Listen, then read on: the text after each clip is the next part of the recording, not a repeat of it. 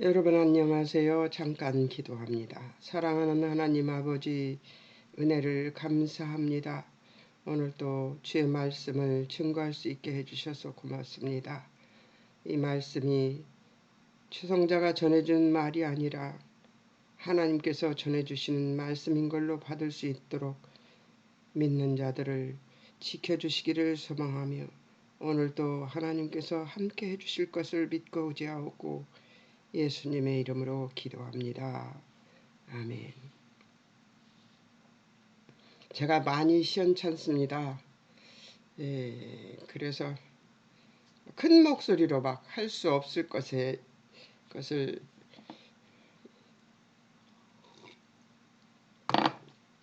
알지만 열심히 해보겠습니다. 많이 하지는 앞으로 많이 하지 못할 것 같다는 생각이 드네요. 이사야서를 공부해 놓은 게 너무 아까워서 다음번에 이제 마태복음 끝내고 이사야서를 공부는 해야 되겠어요. 근데 계속 할 수 있을 것인지 몸이 아프고 나니까 자신감이 없어집니다. 물론 자신감 갖고 한 건 아니지만. 자, 이제 마태복음 22장입니다. 22장과 23장을 관찰하는 작업인데요. 여러분들한테 제가 저번 주에 22, 23장 관찰도 해오라 소리도 안 하고 전화 방송을 끝냈더라고요. 보니까. 네, 뭐 알아서 하셨으리라고 믿습니다. 자, 제가 장 제목을 비판자들을 침묵하게 하시는 메시아, 1절에서 14절은 혼인자체 비유, 15절에서 40절은 비판자들에 대한 예수님의 답변입니다. 거기에는 여러 가지 얘기가 있죠. 조공, 부활, 큰 계명이 뭐냐 이런 것들이죠. 41절에서 46절은 예수님에 대한 예수님의 질문이 있습니다. 그리고 이제 23장은 하면서 또 이 말씀을 드리겠습니다. 이렇게 나눠지는데 제일 먼저 혼인잔치의 비유가 나오죠. 1절에서 14절이 혼주는 하나님, 초청 거절은 성령 거절하는 것과 같은 의미라는 거죠. 예, 혼인잔치 비유, 전개, 내용, 성령을 거절한 이스라엘, 예수 그리스도로 옷 입어야 하는 손님, 대상은 21장 45절에서 46절과 22장 15절에서 16절에 나오는데 대제사장들과 바리새인들입니다. 본격적으로 나선 것이지요. 그들이 예수님을 배반하고 예수님을 트집을 잡기 위해서 여러 가지 질문을 합니다. 4절에서 5절 어떤 임금, 아들의 혼인잔치에 초청된 자들이 임금의 재초청에도 거절한 일이 일어납니다. 9절에서 13절 임금의 명령으로 길거리에서 데려온 사람들 중 예복 안 입은 자가 쫓겨나는 일이 벌어집니다. 실컷 데려와서 예복을 안 입었다고 쫓아내요. 자, 어떻게 3절, 4절과 11절, 13절 혼인잔치에 초청된 사람들이 재초청에도 거절하므로 내 길거리에서 데려온 자들 중에 예복 입지 않은 자가 있어서 손발을 묶고 바깥 어두운 데에 내던졌습니다. 결혼식 잔치에 오면서 예복을 입지 않고 온 것이 이제 바깥 어두운 데에 내던져지는 일입니다. 그러니까 예복이라는 것은, 여기서 예복이라는 것은 예수 그리스도로 옷 입지 않은 것을 얘기하는 것이죠. 1차 복음시대 사도들의 초청이 있었죠. 2차는 왕국이 유대인에게 다시 주어졌을 때에 사도행전 처음 몇 장면에 초청이 있었어요. 근데 그런 초청이 있었음에도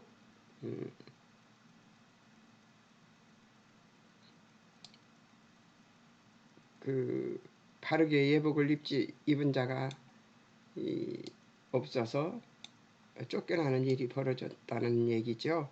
예수 그리스도로 옷 입지 않고는 혼인잔치에 들어갈 수가 없죠. 예.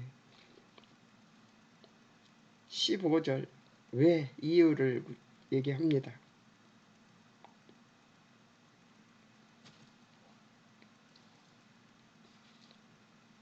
예수님을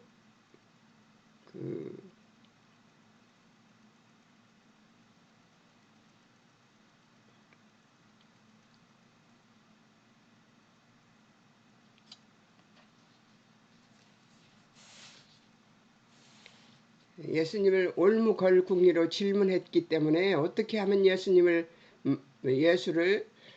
마르 올무에 걸리게 할까 상의하고 그렇게 있는 것이죠. 그래서 예수님을 향해서 질문하는 것도 이게 지금 전부 예수님을 인정하지 않고 싶어서 하고 있는 일입니다.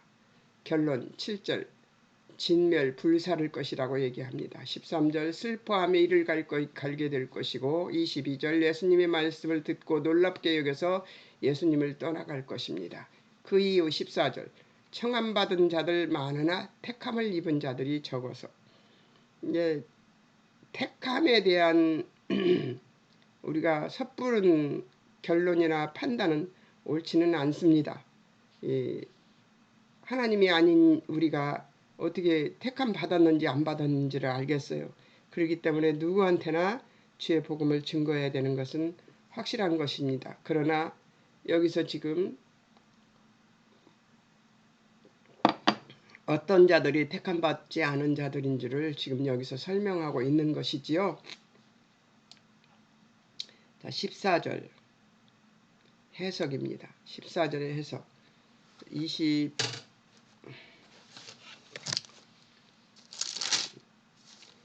14절 맹인과 전원자들이 성전에서 예수께 나오매 고쳐지시니 예수님이 이들을 거절할 수도 있었어요. 그런데 거절하시지 않고 예수님은 병든 자들 힘든 자들을 고쳐주고 있습니다. 이스라엘 백성들은 예수님의 복음을 듣고 전국 백성이 되는 것을 거절했습니다. 그들은 하나님을 믿고 하나님을 따르는 자들이라고 자처한 자들이었어요. 유대인들은 하나님 중심 사상이 있습니다. 하나님에 대한 극진한 숭배라고 할까? 극진한 하나님에 대한 사랑은 누구도 뺏어갈 수 없는 아주 하나님 중심의 정신이 있어요. 그런데 하나님이신 예수님을 거절했죠. 모르니까. 하나님의 뜻으로 보내신 예수 그리스도를 거절한 거짓 신앙을 가진 자들이라는 것이죠. 이들이 하나님에 대한 신앙이 너무 깊어서도 그런 일이 벌어질 수도 있었던 것이죠. 왜냐하면 하나님만 믿으니까요. 하나님만 믿는데 하나님 유일신 하나님만 믿는 것이죠. 삼위 하나님을 인정하지 않는 것이에요. 그러니까 삼위 하나님을 믿지 않는 신앙은 옳은 신앙이 아니라는 거죠.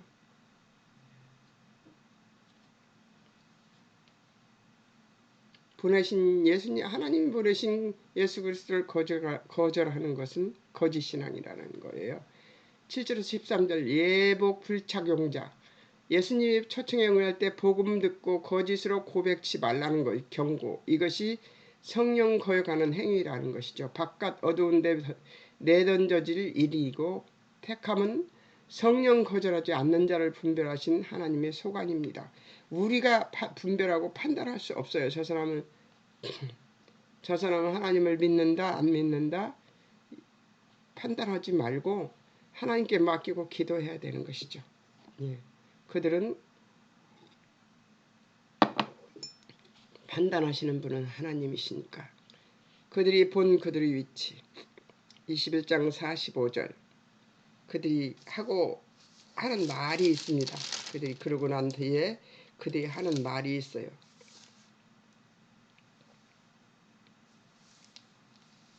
45절에 나오죠.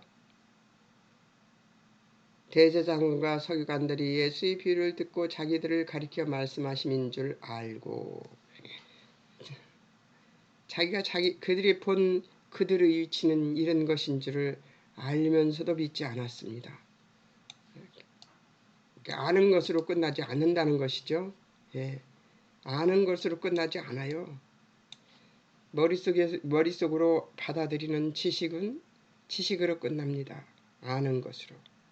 예, 마음속으로 믿는 것은 믿는 것으로 끝납니다. 행동이, 손과 발의 행동이 옮겨지는 것이 바로 믿음입니다. 믿는다고 고백해야 되고 믿음으로 그 행보를 행해야지만 하나님께서 그 사람의 믿음이 열매가 맺는다는 것을 보고 믿어주십니다.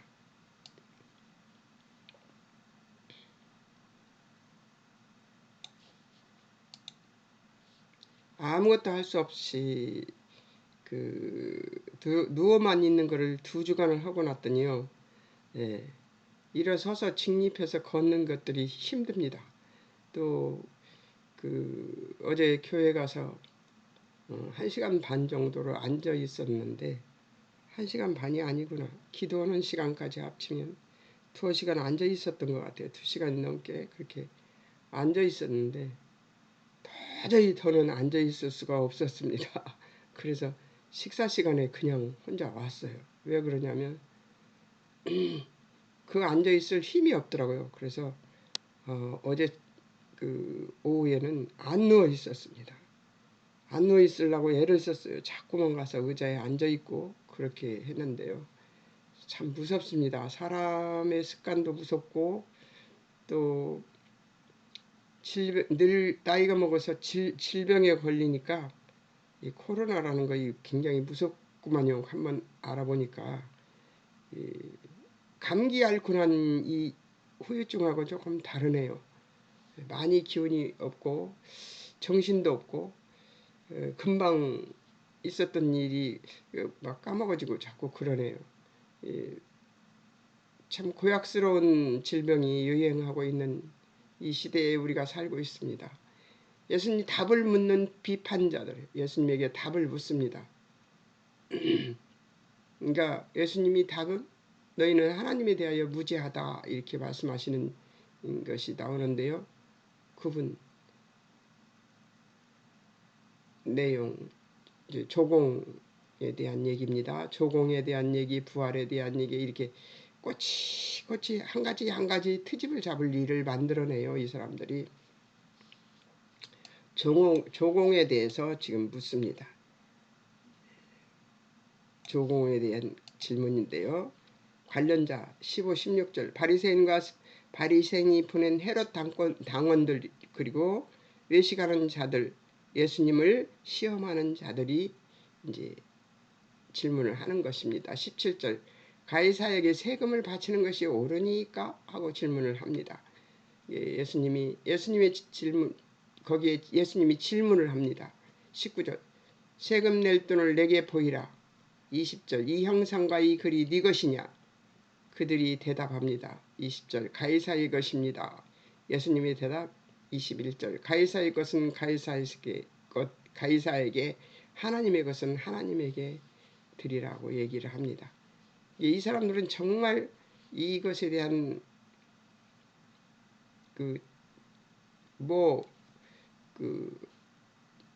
세상 말로 빼도 박도 못한다고 하죠. 묻지도 질문하지 묻지도 더 이상 더 물을 수 없는 상황이 되게 만들어 버리십니다. 지혜의 왕이신 하나님이 이런 것 보면요. 예수님이 하신 사복음서를 보고 있으면 예수님이 하신 일을 보고 있으면 정말 놀랍습니다. 예수님이 얼마나 지혜로우신 분이신지. 22절 그들이 이 말씀을 듣고 놀랍게 여겨 예수님을 떠나갑니다. SG 가이사는 동저의 자기 형상을 새겼고 하나님은 하나님의 형상을 인간에게 새겼고 우리는 그리스도를 통해 잃어버렸던 하나님의 형상을 되찾게 됩니다.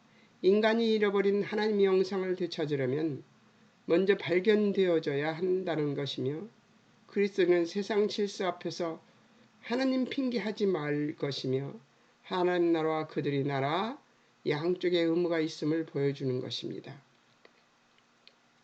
그러니까 하나님 나라의 의무가 있으니 세상 나라는 내가 못 본 척하겠다 이것이 아니고, 세상 나라의 의무가 있으니 나는 하나님 나라의 백성으로서 안 살아도 된다 이것도 아닙니다. 하나님 나라 백성이기 때문에 세상 나라에 살면서도 세상 나라의 법도 잘 지켜야 됩니다. 그것이 예수님이 바라는 이 세상 사는 그리스도인의 그 모습입니다. 관련자 사두개인들은 부활이 없다고 하는데 이제 그 질문을 또 합니다. 사두개인들이 부활에 대해서 질문을 하게 됩니다. 26절에서 55절까지를 얘기를 하는 건데요. 55절이요, 33절이요. 33절입니다.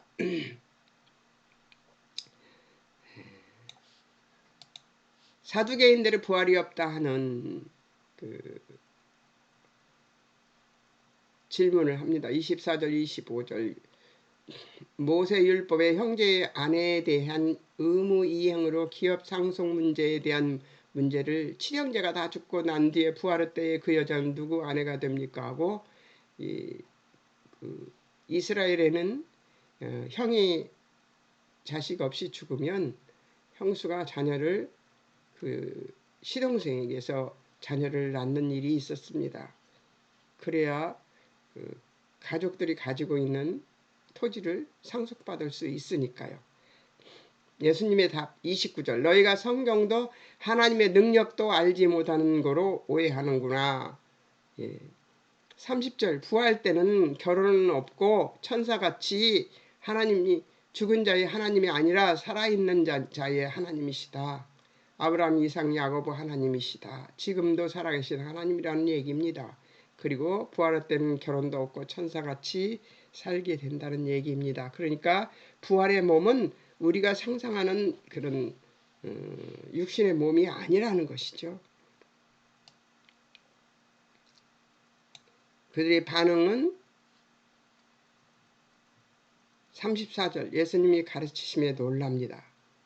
메시지를 한번 볼까요? 제가 써놓은 것입니다.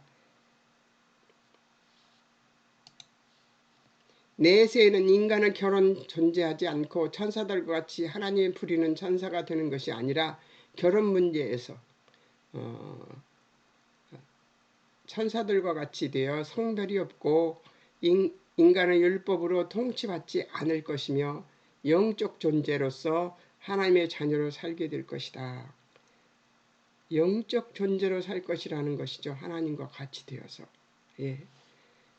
관계자 34절. 바리새인 중 한 율법사 사두개인들로 대답할 수 없게 하셨다 함을 듣고 다시 질문을 합니다. 뭐라고 질문할까요? 큰 계명은 무엇입니까? 하고 질문하는 것이죠. 모든 사람이 대답할 수 없었다. 그분이 얘기하는 것을 듣고 그런 소리를 듣고 와서 새로운 질문을 합니다. 뭐라고 질문합니까? 35절에 예수님 시험하여 묻되 선생님의 율법 중에서 어느 계명이 크십니까? 큽니까? 하고 질문을 합니다. 예수님이 답 37절 38절에서 마음 목숨 뜻 다해 주 너의 하나님을 사랑하라 한 것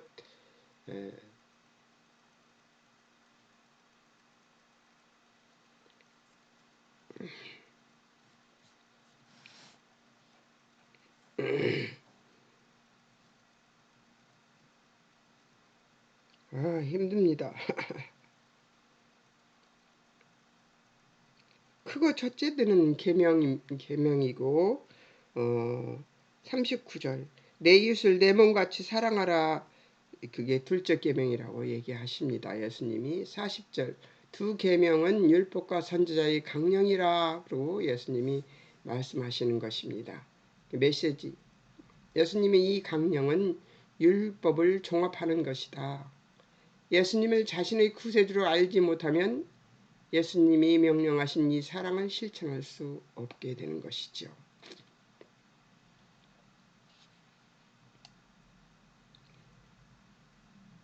이제 41절에서 46절을 보겠습니다. 너희는 나를 누구나 하느냐? 나는 하나님이다. 듣지 못합니다. 나는 하나님이다. 너희는 나를 누구라 하느냐? 하고 질문을 하는데 나는 하나님이다. 그런 의미로 지금 질문을 하시는 겁니다. 그분 대상 41절 모인 바리새인들에게 예수님 질문 42절 너희 그리스도에 대해 어떻게 생각하느냐? 누구 자손이냐? 그들이 다윗의 자손이요. 그리고 대답합니다. 예수님의 답 46절 다윗이 43절이네요. 다윗이 성령에 감동되어 어찌 그리스도를 주라 칭하여 말하되 44절 주께서 내 주께 밀려 내가 내 원수를 발 아래 둘 때까지 내 우편에 앉아 있으라 하셨다 하였으나 다윗이 그를 주라 칭했으니 어찌 그의 자손이 되겠느냐. 예수님이 그렇게 대답하십니다.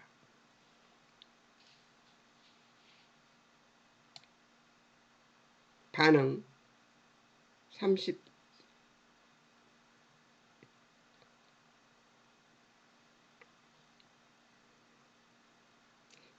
46절 34절과 36절이 똑같이 나옵니다. 반응이 한마디도 능히 대답하는 자가 없고 그날부터 감히 예수님께 묻는 자도 없습니다. 메시지를 한번 보겠습니다. 그들이 이 질문에 바르게 대답했다면 그리스도의 메시아 되심을 인정했을 것이나 굳은 마음이 진리를 거절했고 거짓을 말하려다 실패하자 이제 주님을 죽이려 합니다. 예수님을 죽이려 하는 것이 시작되었습니다.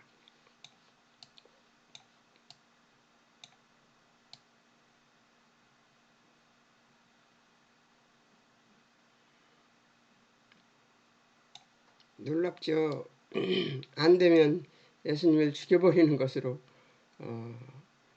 해결하려고 합니다. 이들이. 자, 이제 23장입니다. 외식하는 자들에게 선고된 저주.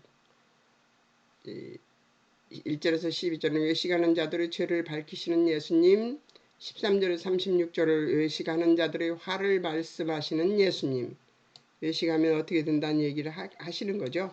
37절 39절은 기회를 잃은 예루살렘을 향해 비통해 하시는 예수님까지가 이제 23장의 내용입니다. 외식하는 자들의 죄를 밝히시는 예수 그리스도 1절에서 12절 그들 교만의 근거를 둔 이선자들이다. 그들의 종교는 외식이다.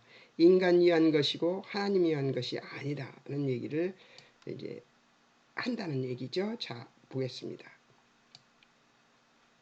제자들에게 바리새인들을 경계하라는 예수님, 그들은 위선자들이다 하고 얘기를 하십니다.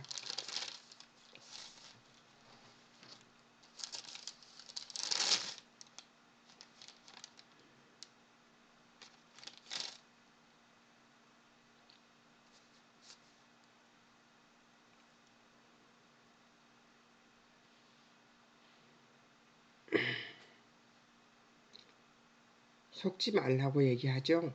예수님이. 한번 보겠습니다. 왜 속지 말라고 하는 건지. 대상은 1절 무리와 제자들에게, 사건 2절 서기관들과 바리새인들이 모세의 자리에 앉다. 이스라엘의 선자들이 없는 동안 율법 해석자들이 되어 제사장들을 가르침으로.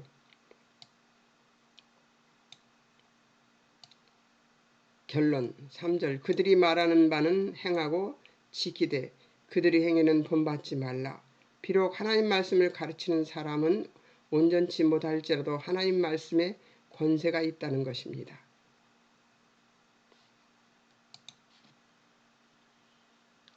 그 이유 그들 경건한 모양은 가졌으나 능력은 없었습니다. 3절 말만 하고 행하지 않고 행위 없는 죽은 믿음이라는 것이죠. 예. 6장 17절 20절 예수님은 우리가 주님이 진리를 행하는 것과 가르치는 것 둘 다를 평가하십니다. 우리가 행하는 것과 우리가 가르치는 것 모두를 평가하신대요. 무섭지 않습니까? 무거운 짐 묶어 사람 어깨에 지우고 자기는 손가락으로도 움직이려 하지 않은 그런 자기는 행하지 않고 말만 입으로만 말하는 거죠. 무거운 율법의 짐으로 사람들을 속박하고 가식적인 자들.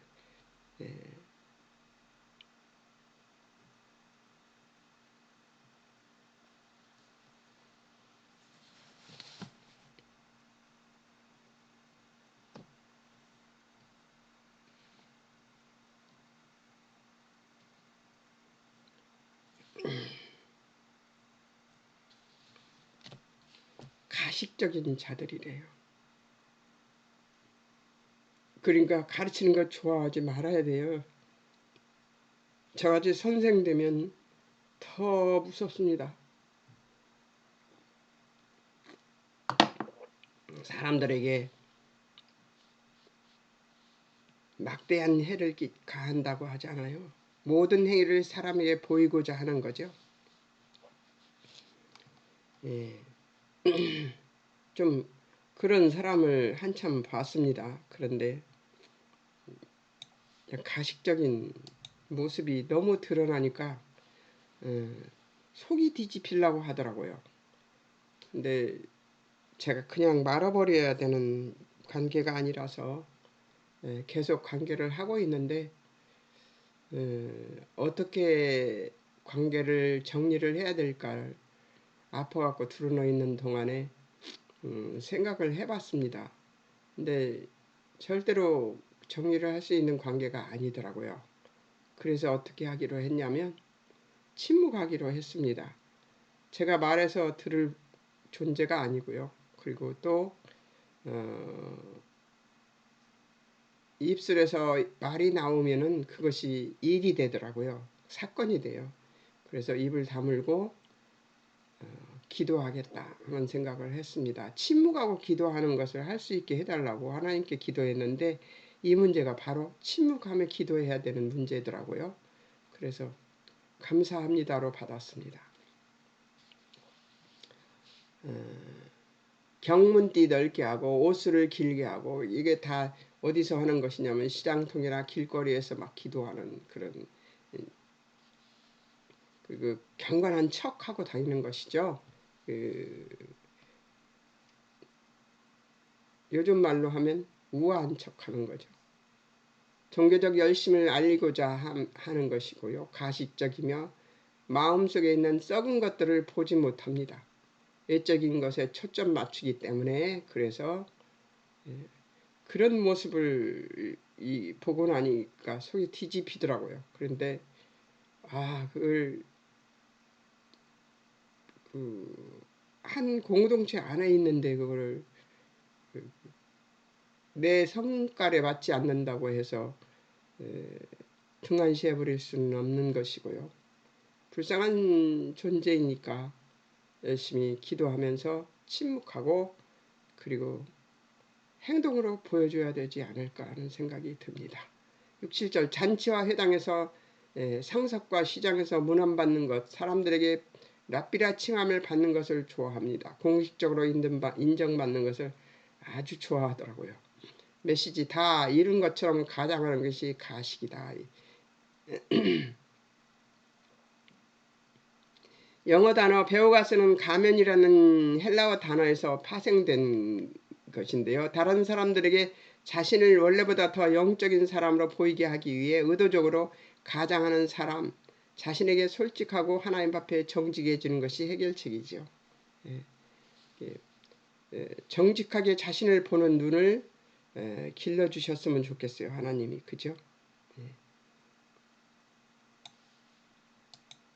그 사람 앞에서 더 열심히 정직한 모습을 보여야 될 것 같다는 생각이 들었습니다. 무리와 제자들에게 한 교훈. 삼위 하나님의 자리를 넘보지 말라. 남을 섬기고 자기를 낮추는 자가 큰 자가 되고 높아질 것이다. 8절 랍비라 칭함받지 말라. 너희 선생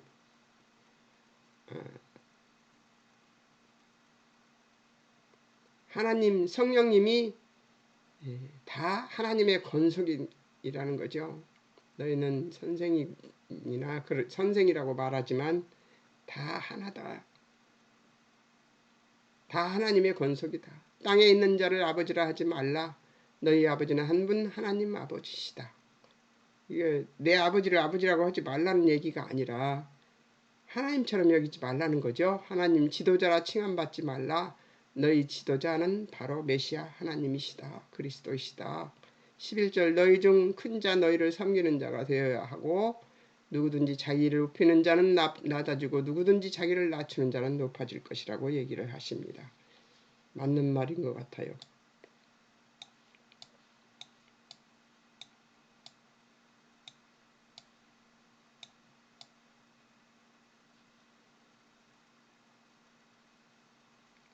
(13절) 36절 미안합니다.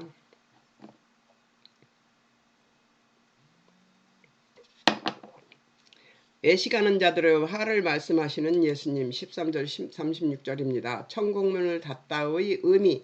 세례 요한 거절하고 그리스도 거절하고 율법의 전통으로 백성들이 예수님이 참된 진리를 쫓을 수 없도록 막는 그들이 이제 그들에게는 천국문을 닫는 것이죠. 구분 한일 서기관 바리새인들이 16절에서 너희는 천국문을 13절인가요? 16절인가요? 자,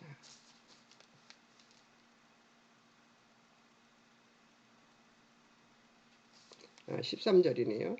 너희는 천국문을 사람들 앞에서 닫고 너희도 들어가지 않고 들어가려는 자도 들어가지 못하게 하는도다. 바리새인들. 14절 가난한 과부들을 먹이로 삼아 하나님을 위하여 사용한다는 명목으로 그들의 소유를 취했습니다. 지금도 그런 사람들 많죠? 예.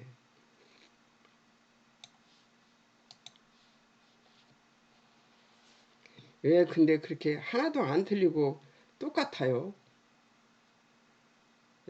16절 교인 한 사람 얻기 위해 바다와 육지 두루 다녀 생기면 너희보다 배나 지옥 자식이 되게 하는 눈먼 인도자 어리석은 맹인. 16절에서 22절 성전으로 맹세하면 아무 일 없으니 성전을 금으로 맹세하면 지킬지라 하는 것이죠.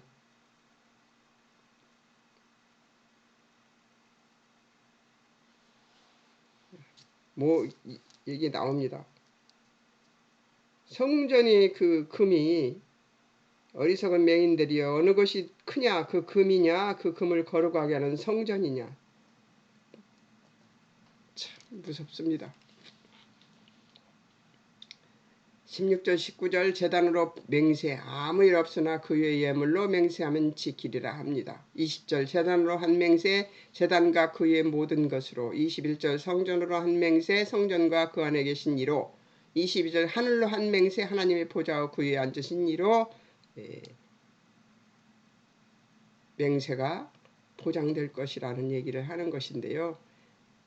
참 무섭습니다. 그들이 하나님에 대한 맹신이 무서울 정도예요. 26절, 23절, 24절, 25절 온갖 23절 온갖 11절은 들이대 율법의 더 중한 정의, 궁율, 믿음을 버렸습니다. 11절도 들이대 율법의 중한 것도 지켜야 한다는 것이죠. 26절, 28절, 25절, 26절인가 봐요. 25절 잔과 대접의 겉은 깨끗이 하되 그 안에는 탐욕과 방탕으로 가득하다는 거죠. 27절, 28절, 27절 해칠한 무덤 같은 것은 아름답게 보이나 그 안은 죽은 사람의 뼈와 모든 더러운 것이 가득합니다. 무덤을 희게 칠해도 마찬가지죠. 유대인들을 알면서 고의적으로 자신들을 더럽혔던 것이죠. 민수기에 나와요. 민수기 19장 16절에 이것에 대해서 나옵니다. 자, 그 다음 29절과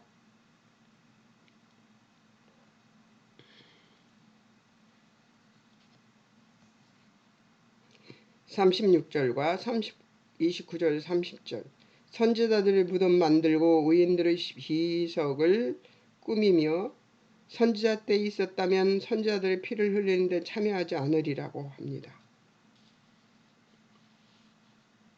무섭지요?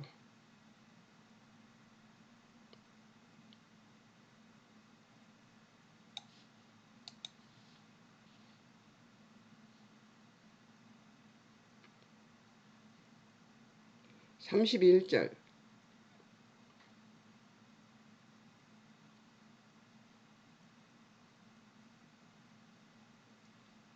31절 스스로 선자를 죽인 자의 자손임을 증명합니다. 34절 하나님 보낸 선자들을 지혜자들 서기관들을 죽이고 십자가에 못 박고 회당에서 채찍질하고 동네마다 따라다니며 박해합니다. 마귀의 자녀들은 항상 하나님의 자들을 핍박합니다.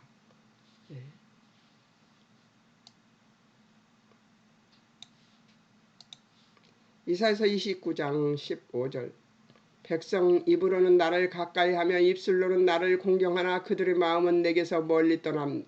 그들이 나를 경외하면 사람은 계명으로 가르침을 받았을 뿐이다. 율법만 받아들였다는 것이죠. 외식하는 자, 히포크라테스 대답하는 자, 사칭하는 자, 위선자, 불신앙 자, 하나님과 소원한 신이 없는 자, 무보한 자, 이들이 행위에는 마치 무대 공연자 연기와도 같은 가면을 쓰는 것 같은 그런 것이죠. 지극히 고의적인 기만술책이 깃든 사람입니다. 이들은 의와 경건으로 행동하나 속은 악하고 사랑 없는 사람입니다. 하나님께서 그들을 경건하다고 사람들은 그들을 경건하다고 지칭할지 모르지만 하나님은 그렇지 않으십니다. 하나님은 그렇게 보시지 않습니다. 그 중심을 보시는 것이죠. 우리는 그런 사람을 만나거든 침묵하고 기도해야 합니다. 그들에게 무엇을 가르칠 생각도 하지 말고 그들에게 무엇을 말할 생각도 하지 말아야 됩니다. 왜냐하면 그들은 너무나 잘 알고 있고 너무나 잘 포장하고 있어서 우리가 감히 그 포장을 뜯을 수가 없어요. 하나님이 뜯어야죠. 오늘 이 장면을 위해서 제 삶에 찾아온 그 사람을 위해 열심히 기도하는 것으로 침묵하고 기도하는 것으로 오늘 교훈을 저는 받았습니다. 여러분은 어떠십니까? 잠깐 기도하겠습니다. 사랑하는 하나님, 은혜를 감사합니다. 우리가 하나님이 아닌 이상 우리가 누구를 판단하고 정죄할 수 없습니다. 다만 하나님께 침묵하며 기도할 수 있는 믿음을 가질 수 있도록 우리를 지켜주시옵소서. 아버지께서 은총 내려주실 것을 믿으며 오늘도 함께 해주신 하나님께 감사와 찬송을 올려드립니다.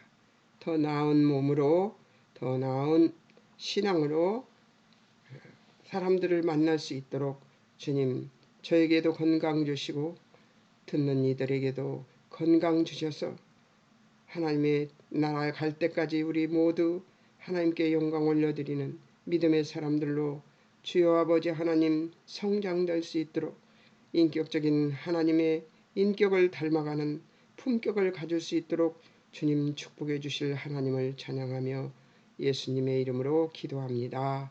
아멘. 여러분 다음은 22, 23장 해석 작업이 남아 있습니다. 마지막 챕터하고 기억을 공부할 것입니다. 여러분 안녕히 계세요. 들어주셔서 감사합니다.